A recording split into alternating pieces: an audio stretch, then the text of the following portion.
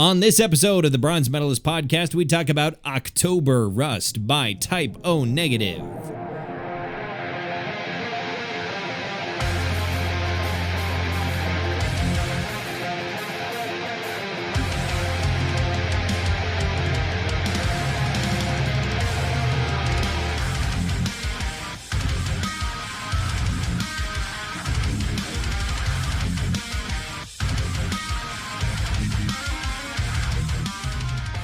Yep. You were looking at me expectantly, like I had something, like I had a joke, like I had a joke or something. No, there's no joke in this one. The end. I didn't prepare. I didn't prepare a blood-related joke or anything. No, nothing vampire-related. Nothing. Nope. Because it is. It would have been appropriate, both in the band's demeanor and for the spookiest month. Sure. Rocktober or Shocktober. That's what we determined. Yeah. Yeah, okay. Is this the episode now? No, I don't know. Maybe. Has the intro gone past? I wasn't really listening. I couldn't hear.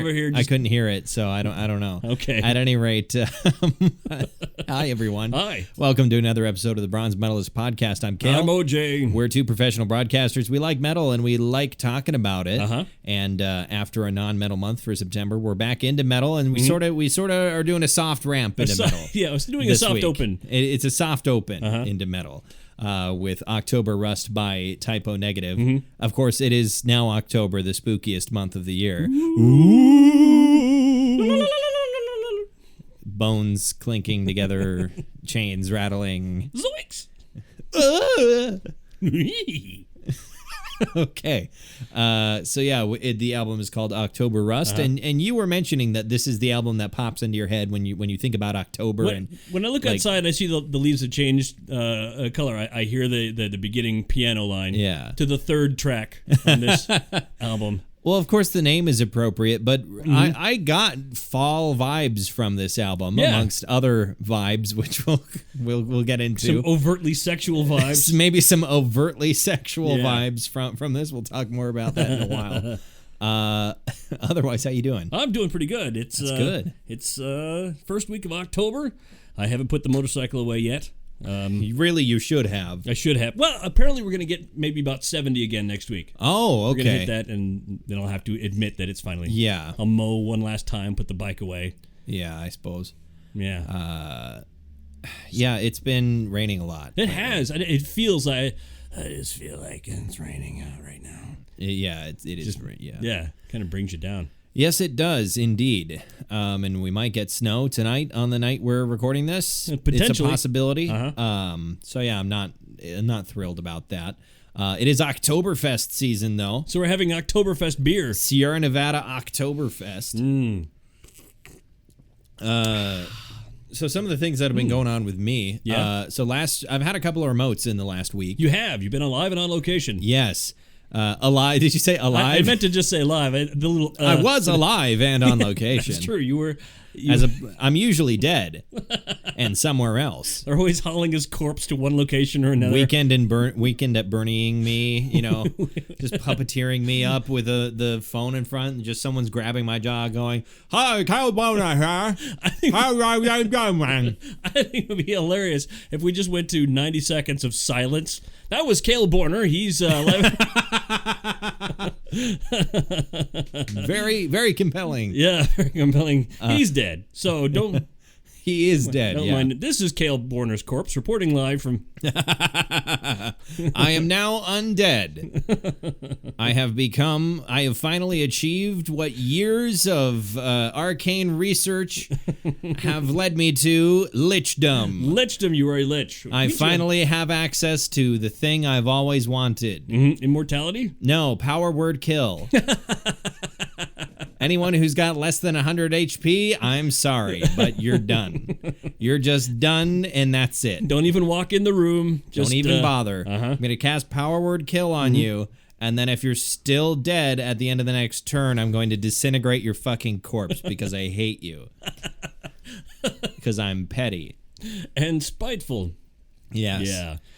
And even if you kill me, guess what? You got no idea where I hid my fucking phylactery. So I'm just going to be back. Phylactery sounds like a place where you keep your dick when you're not using it. Put it in the phylactery. Yeah. A phylactery sounds like some place you put a guy named Phil. Yeah. Put him in the phylactery. Or where they make Phils. It's it's the latest model out of the phylactery. Yeah. It's me, Phil. So yeah, one of the first ones that we had out there was at the golf course. There was a hole-in-one contest where you could win $250,000, and it was exciting because you qualified. Yeah, I was while we were doing the remote. It was before the finals. It was the last qualifying day, and so I was like, when I'm done with this remote, I might as well give it a shot. I'll hit a few balls there. I haven't touched a golf club in like 7 years, probably longer. Not to play golf anyway. Yeah, not to play golf. I usually grab them to kill people. Sure, a mafia hit. Yeah. I tell you what, you've made my 9-iron crabby. I actually use my driver, which is weird because it's hollow aluminum. Sure. So that doesn't really it takes takes a a lot. while. Yeah. it's like killing someone with a wiffle bat almost. It's not very efficient. Right. But yeah, I haven't touched a golf clubs in like 7 years. So I was like, this probably isn't going to go very well. First shot I hit went at a very obtuse angle to the one I was standing. You know, if you're got the way you've got your feet and you want it to go about 90 degrees from where you're facing, right? You know, straight off, from the face of the club. It went probably, 270 degrees, something like that. It went behind you. Well, I was thinking, okay, yeah. 120 degrees. Sure. How's that sound? There you go. That's more. I'm not good at it. Did any a lot of kind up. math. Yeah. Okay. It went the wrong way. And then I switched clubs, and ball number 3 went into the little pin that I had to put it in. The kiddie pool, essentially. Well, they had 2 kiddie pools. You could win extra prizes if you got any of your shots in there. But it was a larger ring that you had to get the ball in. You could bounce it in. You could do whatever. It just had to end in the ring. And shot number 3 went in there, and the rest of them went pretty straight. They didn't all go in the ring, but the rest of the shots went pretty straight. So I was kind of surprised with myself at how well I was swinging, apparently. Kind of like I was doing that. I was like, maybe I should golf more. I don't know. Maybe. Well, now that it's going to be snowy. Yeah, that's not going to get to do that. Sort of done. But so I went to the finals that night, and they had sort of a multi-step process where they had a pin on the driving range that you had to aim at, and everyone had a numbered ball, and they would take whatever the closest 20 balls were to the pin. And that would be they would choose those numbers, and then you would go to a hole, and you would shoot at the hole, and if you get a hole in one, congratulations, $250,000. Nobody did that. Yeah, I don't think we probably would have heard if someone had. Sure. Nobody did. I didn't qualify for the second round, but I was happy to be there. Had myself a beer at Elevation, and then I left. Elevation is the name of the restaurant that's on the golf there's course this a very nice restaurant. Yeah, it's at the Country Club in a very, very rich and very new part of town. So that was I got to feel like I was doing something nice for a little while. You was fancy. I was like the movie The Greatest Game Ever Played. Sure. Where Shia LaBeouf's like the poor kid competing in the majors. That's kind of how I felt. Except I wasn't good at golf. You were the Legend of Bagger Vance. Yeah. Only without all the talent. Basically, yeah.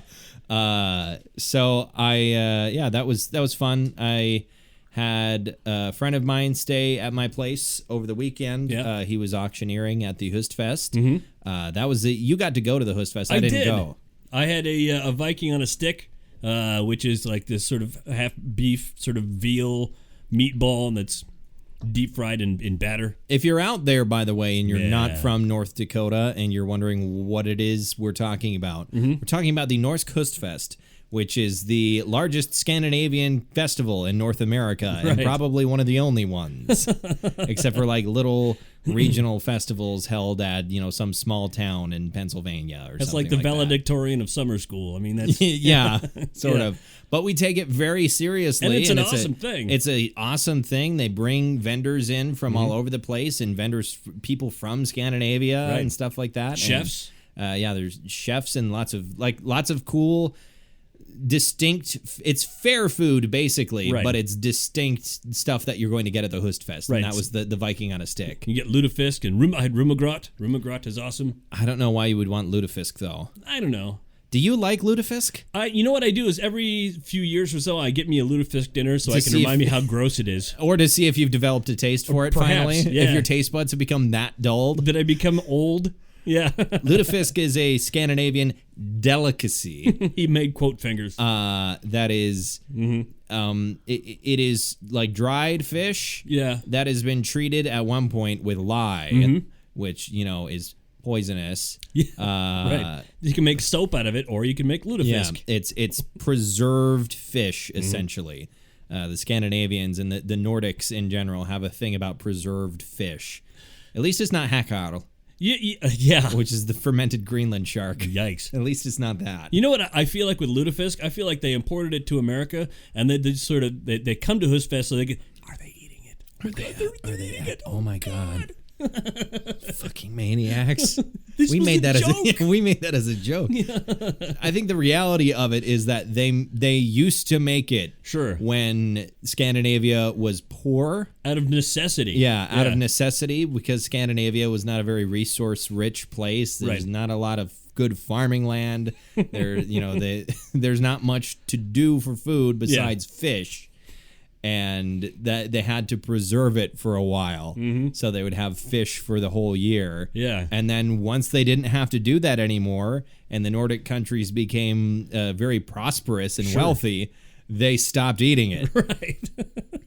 It was no longer necessary. I know in Iceland that eating hakarl is still a thing. Sure. Like it's they still eat that, but that's become it's become a cultural food. It's not the only thing they eat. Right. No. Now it's just a really firm dare that they have over there. And what's this cube of white flesh that smells like piss?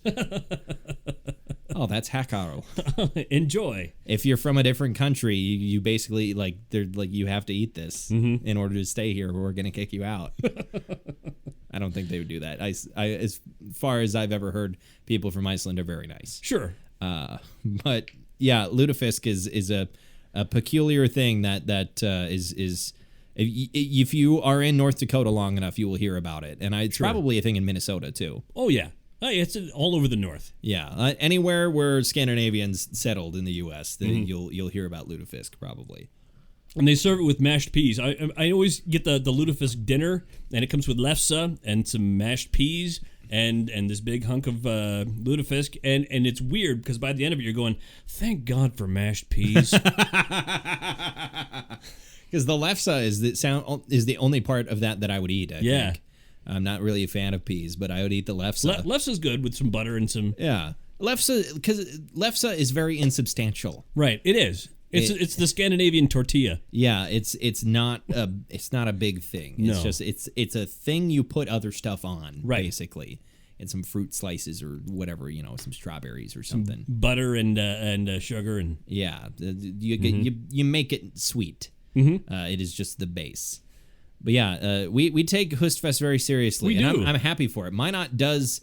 We might have discussed this last week. We did. Minot takes its fairs very seriously, so it's just a neat little thing that we do. That's why we have 10,000 hotels. Yeah. My goodness. So what else? I did another remote yesterday. Yeah, which was.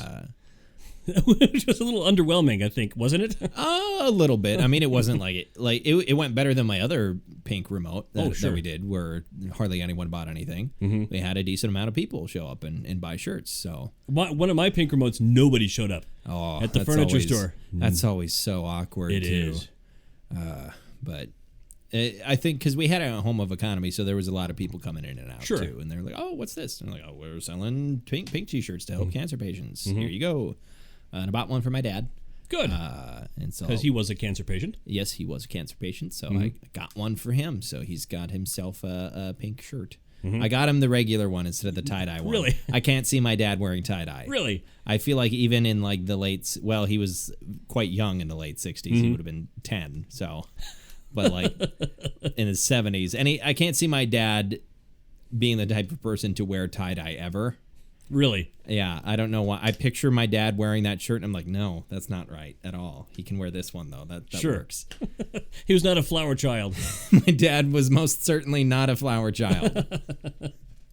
So, yeah, it's been an interesting couple of days. Yeah. I get to do weekend weather this weekend, so This coming weekend, right? good for me. Should be fascinating. Yay. You know what really sucks is I love it when this happens, and this could happen for you this weekend. Is when you do a forecast. You know, they're at 6:30 in the morning. This forecast it's 9 forecast for 3 different stations. Yeah. And then you get home, and you said it's gonna rain all day. It's gonna be lousy. It's gonna be shitty. And then you get home and blue sky. You're Yeah, like, it's God, just do I go sunny. back and change Dun, it? Or? dun, dun, dun, dun, dun, dun, dun, dun. Sorry, you said blue sky. Yeah. Just had to bring some yellow. ELO there. Yeah. Oh boy. Yeah, I went to Bismarck over the weekend. You went to Bismarck? I went to Bisbang. What did you do in Bismarck? My daughter has a friend down there, and so she spent the night at the friend's house, and we went to Papa's Pumpkin Patch. Oh yeah, that's And, right. Yeah, and then I was at the hotel. Of course, you're at the hotel, got to go to the pool, so I went down to the hot tub, and actually almost died getting out. just, did you slip or something? I or was slipped. It was okay. slippery stairs. It was the cement covered with tile stairs, and so it was going down them. And now I've got a big bruise on my arm, big bruise on my back, and my thigh. You got to be careful. You're an old man now. I know. I was reminded of that. You gotta wear like pool shoes or something with like rubber grips on the bottom. I did. I left mine at home, and I don't know why. 'Cause I have those. Yeah, you need pool shoes now, Yeah. OJ. You know what really sucked is when I fell. I mean, I'm down. Obviously, Yeah. I just my pallid, chunky body went flailing through the air and hit the ground. And I sat up, and I was kind of mad that nobody was laughing. So It's not funny when old people fall over, OJ. No, it is.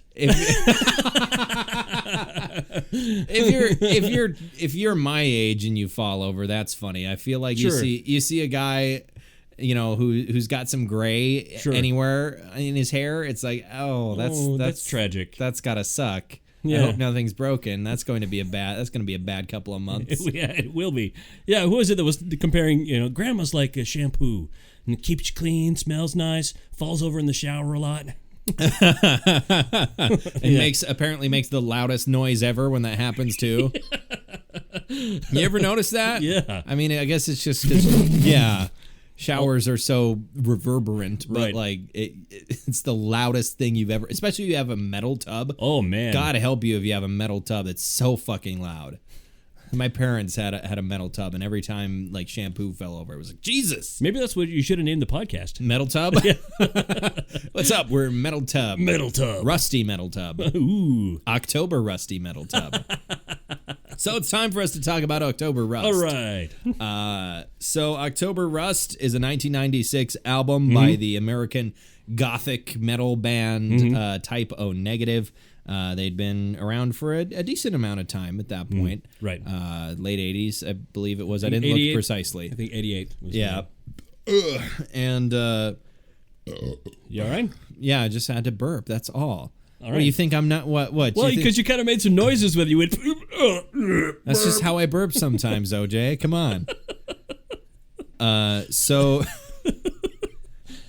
So yeah, they had one of their previous albums. I think it was Bloody Kisses. Yep. Went platinum. It did. Which surprised me. I'm just thinking of like, how does a band like Type O Negative go platinum? But That had their biggest hit on it. Yeah. Bloody Kisses did. Black #1. okay,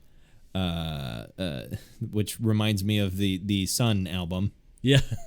Yes. Maybe that was named after that. But it They do could've have some doom metal tendencies. Some, yeah. They feel doomy at times. Yeah. It's mostly goth though. It is. Yeah, this one went gold, as I understand. Not quite as popular, but still pretty popular. A lot of people say this is possibly their best album, really, as far as quality goes, but it didn't sell as big as Yeah.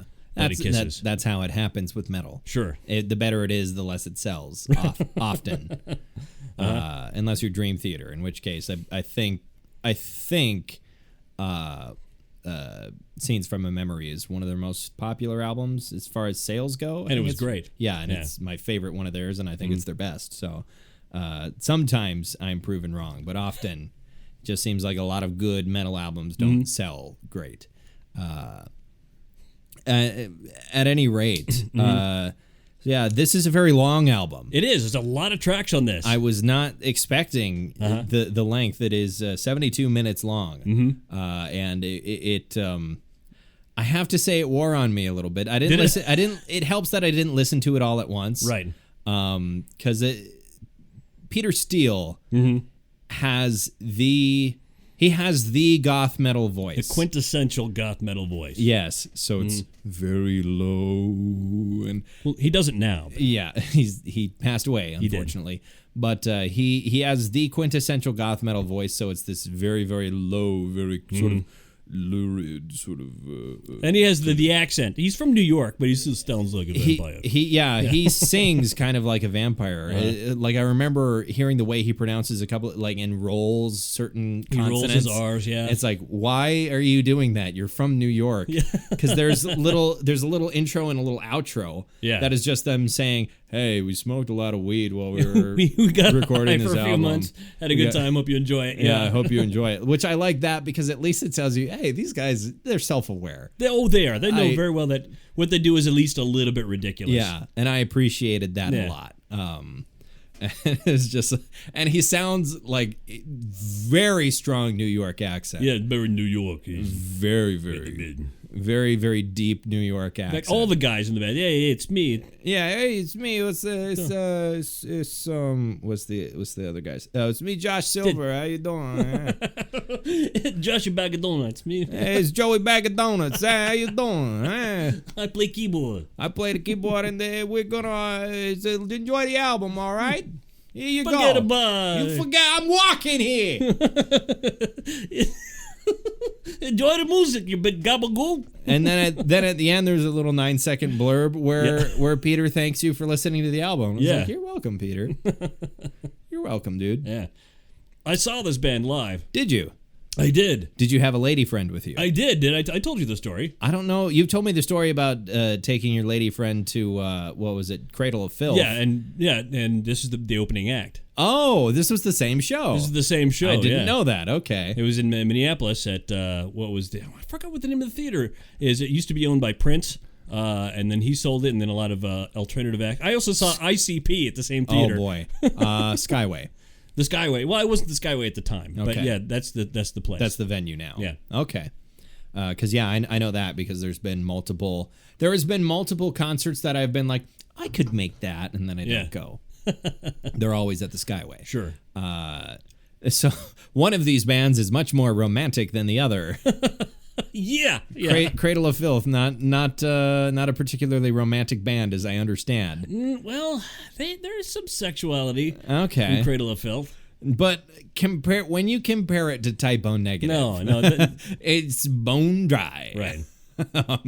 So yeah, this was something that was a little off-putting to me. I wasn't expecting how sexual the lyrics would be. Very sexual. Very suggestive. Very. There's a point where Peter Steele says, "I would do anything to make you come." Yeah. That's in Be My Druidess, yeah. What? So what is he trying to say? I don't know. He's being a little obtuse here. I don't get it. What's he getting at? It just... It's not something I'm used to, right? In my metal, most of the sexual content in my metal is really just disgusting stuff. That's so horrifying. Just there I to can shock kind of you. Disconnect it from anything, and it's just like, oh, it's just gross metal lyrics. Right. This is like, oh, I'm picturing some like, goth chick in the 90s being really into this band and dragging her boyfriend to a concert and him being like, oh, God. At least Cannibal Corpse is playing next. Yeah. That would be a weird show. I don't know if there's a lot of crossover in that audience. I guess. Well, I mean, Cradle of Filth was Sure. but the Cradle of Filth is much more similar to Typo Negative than I Right. think it is to Cannibal Corpse. There's a lot of goth going on in there as well. But or maybe it's a trade-off where it's like, okay, I'll go to Typo Negative with you, but next week we're going to that death show. Mm-hmm. It's we made a deal, okay? So yeah, you told me there were a lot of ladies in the audience. Oh yeah. Oh, there are, and he was openly between songs. He would grab this. I think it was Jack Daniels, and he'd swig a whole bunch, and then he'd curse at the audience, and then they play the next song. Very romantic. Yeah, it's great. I mean, and the fun thing is like it's sort of his voice and the lyrical content and whatnot and the tone of it that's the attraction, because I mean he was a big beefy dude, but as far as looks go, he was kind of like the child, like if Glenn Danzig and Tommy Wiseau had a child that grew up to be very large and very imposing. Yeah, he looked like Nathan Explosion. Actually, it occurred to me he looks like Nathan Explosion from Metalocalypse. He does. So he's pretty tall, very broad, very muscular, with long black hair and sort of this very very brutish face. I want to call it. But very, very low. I can't do an impression of him because he's actually a good singer. Right. Yeah, very, very low, very rich voice. That reminded me and was almost certainly the blueprint for. I could never remember his name, but the singer from Swallow the Sun. Oh, okay, yeah. Because I would never remember his name because it's hard to pronounce. Yeah, there's 80 syllables and most of them are start with a K. Sure. there's 5 Ks in his last name. 5 he's very racist. he's the KKKKK. Yeah. Damn. What are the extra 2 Ks there for? I don't know. But he's it reminded me of that. There's a lot in here that reminded me of Swallow the Sun, and that it makes sense to me because Swallow the Sun is very, not lyrically, but as far as musically and sonically, they've got a lot in common.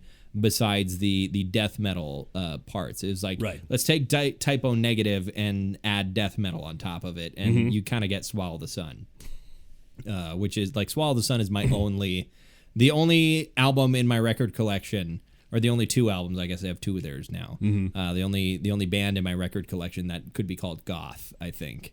Sure. Well, they're kind of doom. You really kind of put them in the doom category to some extent. Yeah, they're a gothy doom. Because normally when I think of doom metal, I think of Sleep, I think of Electric Wizard, I think of like Sun, and none of those. Sun skirts the edge of being more death metal-y, but they're more of a black metal blend. Right.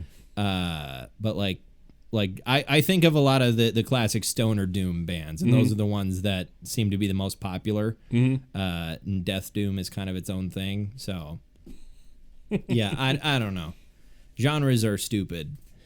And of course, there's a cover on this album. I didn't notice it. But it's Cinnamon Girl. Yeah, Cinnamon Girl. They do a version of Cinnamon Girl, which I'm actually more familiar with this than the Neil Young version.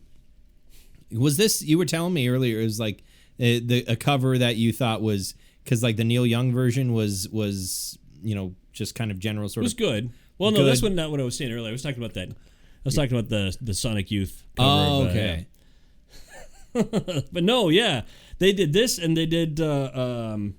what is the other cover song that they did that was just fan-freaking-tastic? It wasn't. Was it on this one? It wasn't on this one. Okay. It was. What was it? It's driving me nuts. I don't know, man. It was definitely a '60s sort of. It was like Seasons in the Sun, that sort of thing. No, it was. Shit. I'm just gonna let you flounder here. Because I appreciate it. I can't help you. You can't help me here. I'm having to look it up on my damn... Why don't I just know this off the top of my head? I don't know. I don't know. Just commit to one. Either try to remember it or look it up on your phone. Come on. No, I can't. Where is it? No. Did you look up typo negative covers? Covers. Yeah, but see, that gives me something. The wrong thing. That's going to give you a lot of people covering typo negative songs. It is. Yeah, well, never mind. Okay. I'll remember it later. Yeah, you'll remember it once we're done recording. Yeah, if there's anybody listening to this right now, they're yelling it at the... Possibly. Or maybe they have no idea what you're talking about. Maybe they're like me and have no idea what you're talking about. Yep. So there's a... There's what was the deal with Peter Steele and Green Man? Did he get the nickname the Jolly Green Giant after the song Green Man came out? I think so, yeah. Okay. Yeah. Because he says many times, they have a thing on a lot of their songs. Summer Breeze. Yeah, that's the song. Okay. Summer Breeze makes me feel fine. Yeah. A lot of the lyrics are very repetitive. Yeah. They will repeat a phrase many, many times in a song. Mm-hmm. And Green Man, I believe Peter Steele says many times, I'm a green man. He has a... Peter Steele is harder for me to understand than Travis Ryan. Really? I have a difficult time discerning a lot of the lyrics. Than Travis Ryan. Because Travis enunciates lot, and he doesn't. But Peter Steele was kind of leaning into this weird accent he was doing while he was singing, and he ended up kind of Pearl Jamming it a little bit. It's just kind of but very low. Like imagine Scott Stapp inhaled some sulfur hexafluoride. Sure. It was just like. Scott Stapp.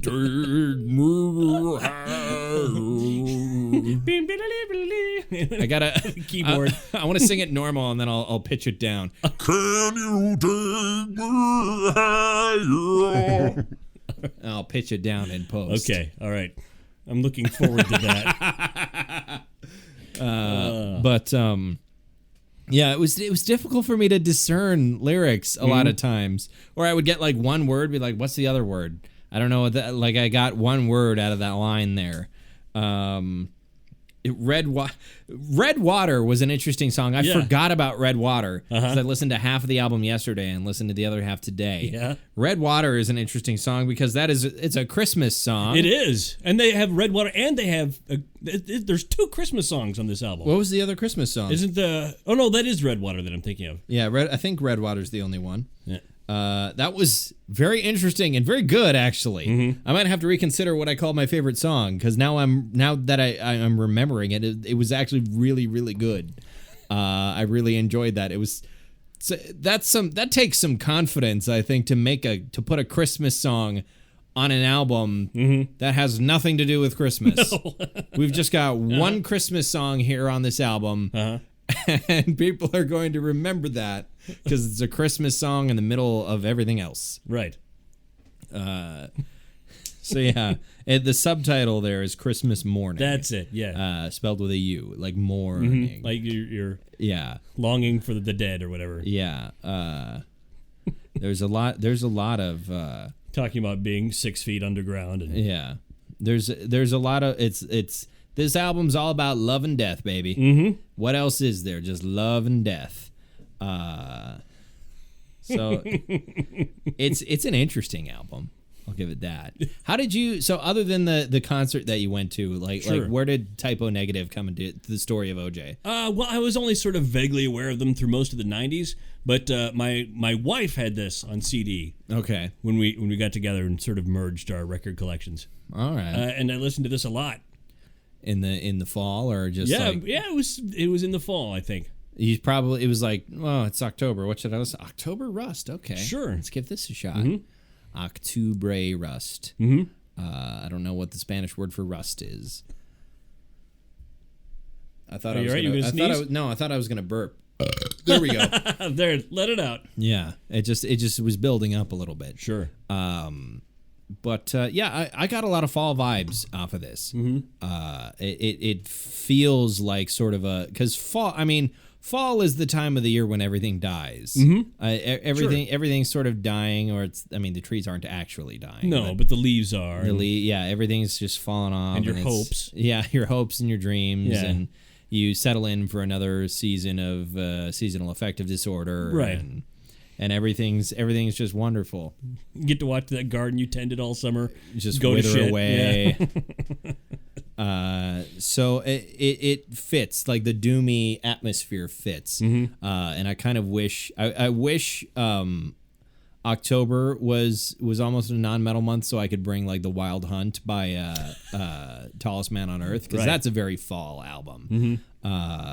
But yeah, I was feeling the fall vibes. The other vibe, I was telling you this earlier, the other vibe that I got really strongly off of this album was Twin Peaks. Yeah. The television, the David Lynch television show Twin Peaks. I was getting a lot of those vibes. Like I could see Typo Negative performing at, was it the Bang Bang Bar or whatever? Bang Bang Bar. Like at the end of every episode, they would have, I can't remember, Julie something. Was always singing because David Lynch was a big fan of hers. So she was in a lot of the episodes just performing and singing songs. And I can picture them like going on after or something like that. I mean, there's an episode, I think it's episode 8 of season 3, which is the one that like gave me a dissociative episode while watching it.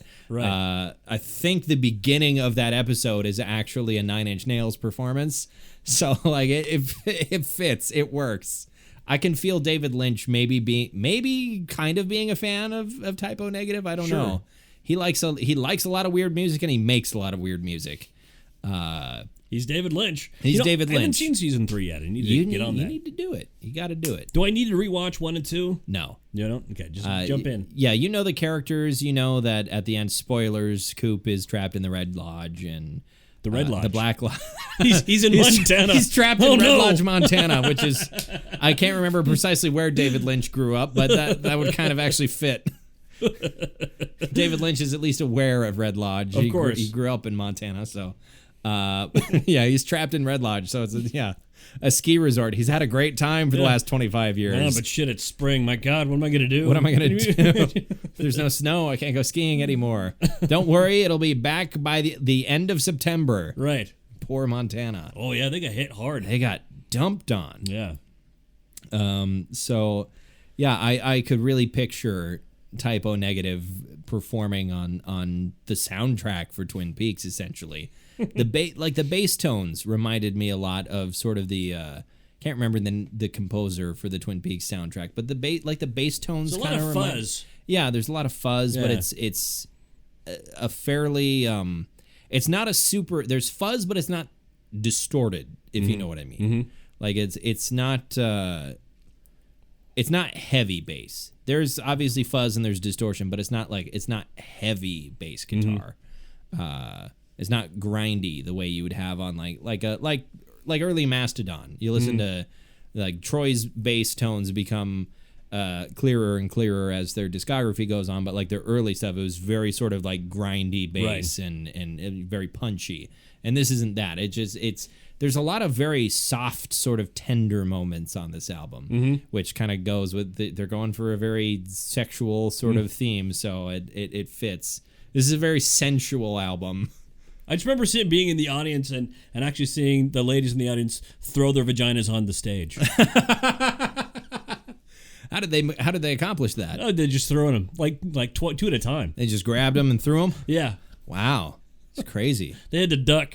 That has to be a hell of a thing to see. Sure. It's so yeah, Typo Negative, ducking the pussy. Dodging the pussy. So do you think this album slaps? It doesn't slap. Yeah, I'm not gonna say agree. it's not a slap. This is not a slap album. No. This one does not slap. It doesn't. So I didn't really have to look up the scores. They had enough on the Wikipedia page. They didn't have they did not have a Metacritic score. Really? But there was enough other ones that I found. The average is about 80. About 80? About 80%, which is a lot of the albums we listen to. Sure, 79, 80%. Yeah, fall to around 80. So fairly good rating. What's your favorite song on here? I want to dig a deep cut, but I have to go with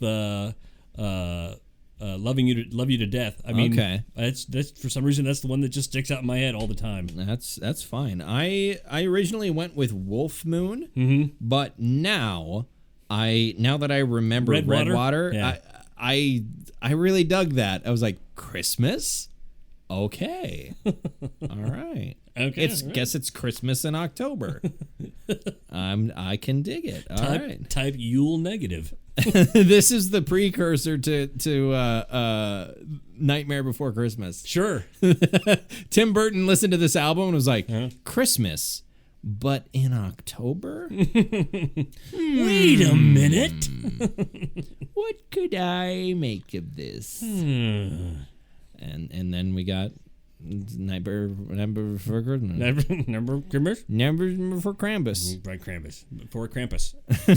Nightmare for Krampus. What does Krampus have nightmares about? I don't know. Santa? Tax time? No idea. Taxes in Austria are very high, okay? Because that's where Krampus lives, right. Of course, because that's where the legend of Krampus originates is Austria, so that's where he lives. He doesn't live in the North Pole. No. He lives in Austria. The North Pole is technically in Canada, is it? No, or is it? That's a matter of some contention. I think Right. it might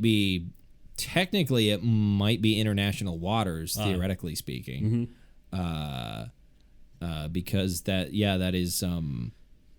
is technically open ocean Right. out there. It's just covered in ice, so it's not open, but it's ocean ice. There's no land under it. Yeah, there's no land underneath. There's just narwhals and shit. There is the closest land, which I think is in Canada. But yeah, it's just ice. For now. Not for much longer. Next thing you know, be skinny dipping at the North Pole. Yeah. That'll be great. It'll be great. There is an island in Canada that is somewhere near Baffin Island, I think, near Greenland, between Canada and Greenland, where there has been a long-standing feud, air quotes, right, between Denmark and Canada over who owns the island. And so every time one of their navies or coast guards goes past the island, they will send somebody over to replace. There's a little Canadian flag there, right, or there's a little Danish flag there. Whoever's the last one to do it, and they will take the opposing country's flag and put their own, and then they will leave a couple of bottles of. I believe the Canadians leave like Crown Royal, sure, and the Danes leave some sort of schnapps, I think. So they will leave a couple of bottles for whoever shows up next to replace the flag. It's a friendly feud. It's adorable. I love it. But yeah, I don't think the North Pole belongs to anyone, as far as I know. Except Santa. Yeah, it belongs to Santa. Sure. That's who owns the North Pole. And Santa is Dutch, so right. I guess the Dutch own the North Pole, if you think about it. Is he Dutch or that's from Holland. Sinterklaas. Yeah, Sinterklaas. He's Santa's Dutch. So although technically Santa Claus is named after Saint Nicholas, who is Turkish. So okay, he's a Turkish man. Yeah. Who moved to Holland. Right. Became a Dutch citizen for the legal weed. For the decriminalized weed. Yeah. Okay. He moved to the Netherlands, became a citizen, and then he was like, I think I'm gonna move to the North Pole. And that's the story. That's the story of Santa Claus. That's the true story of Santa Claus. That's the true story of Christmas. Yeah, that's the true story of Christmas. Now you're getting me excited for Krampus. Well, hey, you got to look forward to something. Yeah, I like Krampus. Yeah, Krampus is fun. Oh boy. Anyway. So what do you want to bequeath upon this album? Bequeath, because you will die eventually. I will die. What are you leaving to this album? I will die, and I'm going to queef on this album. I give it a gold, but that's for personal reasons. Okay, yeah, I'm calling it a silver. I have to say, while I did end up enjoying it, I spent a lot of it going like, yeah, goth music in general is just kind of not my thing. It it's not quite my thing. It's a Sure. little too lurid. A little too lurid. Well, yeah, it's lurid. Yeah. Like it needs like this kind of goes for a lot of goth music and that sort of thing, whether it's metal or whether it's electronic music or that sort of thing. Like there needs to be. It's not dynamic enough for me. Yeah. I'll appreciate anything if it's dynamic and sort of weird mechanically. Like something could be lyrically weird and whatnot. But if it's the songwriting is weird and the soundscape is bizarre, I'll appreciate that. Sure. But it doesn't quite have enough going on. They don't stretch enough. Yeah, there's not a they're not going at it hard enough, I guess. Speaking of lurid. Yeah. But yeah, it's just not quite my thing. But Not your thing. I don't fault anyone for appreciating this. Because this certainly wasn't a bad album by any measure. That reminds me. I mean, you have goth metal, you have goth electronic. Is there goth country? There's gotta be. There's got to be a goth country artist. He wears all black. He's got. It's still like a cowboy shirt, Sure, and the hat and everything, but it's all black, and he's got mascara on. And Chris Gaines. Well, he wasn't country. I get. Yeah, that was This the whole was the goal. non-aspect. Chris Gaines was supposed to be rock. Right. Where's the bottle opener? Oh, sorry, got it right here. Give me that bottle opener. No beer. But yeah, I guess not Chris Gaines. But you have I guess is that music available anywhere? What? Chris Gaines You could probably find it somewhere, like on YouTube or something. Yeah, because I don't know how rock it really would have been. Like how far outside of country could Garth Brooks really go? I only heard the one Chris Gaines song, and that was "Lost in You," and it was. Was it not very country? It was. No, it wasn't. It was sort of like. It was like a mellow pop. It was sighs heavily. Yeah. That's all I need to know. Yeah. It was not good. It wasn't country. It was not good. Yeah, it was okay, I guess. Yeah, I don't know. There's probably goth country out there. I'd be very interested to find it. We're in goth country. We can't stop here. This is goth country. This is bat country. Bad country. Okay. Which would also be a goth country. No, Bad Country's an Avenged Sevenfold song, OJ. Oh yeah. So yeah, if you like this sort of, we should before I do the social media sting, we should talk about what we're doing. What week. are we doing next week? Tell me. We're finally getting to the Battle of Yaldabaoth. Oh God. Yaldabaoth. Okay. Battle of Yaldabaoth. I don't know how to fucking say it.